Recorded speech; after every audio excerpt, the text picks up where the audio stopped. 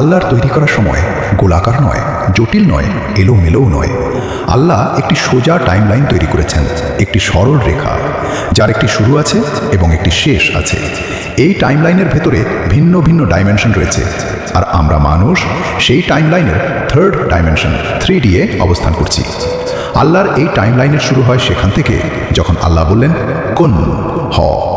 এর আগে না ছিল সময়, না ছিল স্পেস, না ছিল ম্যাটার, অর্থাৎ সময় নিজেই আল্লাহর সৃষ্টি। আল্লাহ সময়ের ভেতরে নন, আল্লাহ সময়ের ঊর্ধ্বে। তারপর টাইমলাইন এগোতে থাকে আর আসে এই দুনিয়া। এই দুনিয়া বসবাসের জন্য তৈরি হয়নি, এই দুনিয়া পরীক্ষার জন্য তৈরি হয়েছে। এখানে মানুষকে একটি দেহ দেওয়া হয়েছে, হাড়ের দেহ, রক্তের দেহ, ব্যথা অনুভব করতে পারে এমন দেহ। এই দেহের সাথেই মানুষ বাঁচে, চিন্তা করে সিদ্ধান্ত নেয়। এটাই হলো টেস্ট ফেজ। এরপর টাইমলাইনে এমন এক পয়েন্ট আসে যেখান থেকে কেউ পালাতে পারে না, মৃত্যু।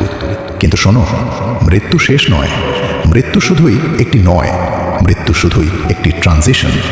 দেহ এখানেই থেকে যায় আর রূহ টাইমলাইনের সামনে এগিয়ে যায়। বরজখ একটি মধ্যবর্তী ডাইমেনশন। মৃত্যুর পর টাইমলাইন থেমে যায় না, মানুষ প্রবেশ করে বরজখে, এমন এক ডাইমেনশন যেখানে সময় দুনিয়ার মতো চলে না। এখানে মানুষ তার আমলের ফলাফল অনুভব করতে শুরু করে। তারপর একদিন আসে যেদিন পুরো টাইমলাইন কোল্যাপস হয়ে যায়। কুরআন বলে একটি দিন হবে 50,000 বছরের সমান, অর্থাৎ সময় নিজের আকৃতি হারিয়ে ফেলে। তারপর টাইমলাইনের শেষ পয়েন্ট জান্নাত ও জাহান্নাম। এখানেই সম্পূর্ণ ইনসাফ হয়, এখানেই হক ও বাতিল আলাদা হয়ে যায়। তাহলে প্রশ্ন হলো, যদি জান্নাত ও জাহান্নাম টাইমলাইনের শেষে হয়, তাহলে রাসূলুল্লাহ সাল্লাল্লাহু আলাইহি ওয়াসাল্লাম কিভাবে সেগুলো এখনই দেখে এলেন? এখান থেকেই মেরাজের আসল বুঝ শুরু হয়। আল্লাহ রাসূলুল্লাহ সাল্লাল্লাহু আলাইহি ওয়াসাল্লামকে কেন ডেকেছিলেন? তাকে ডাকা হয়েছিল পুরো সত্য দেখানোর জন্য। কুরআন বলে যাতে আমরা তাকে আমাদের নিদর্শনসমূহ দেখাই। অর্থাৎ এটা কোনো স্বপ্ন ছিল না, এটা ছিল ডাইরেক্ট এক্সপোজার।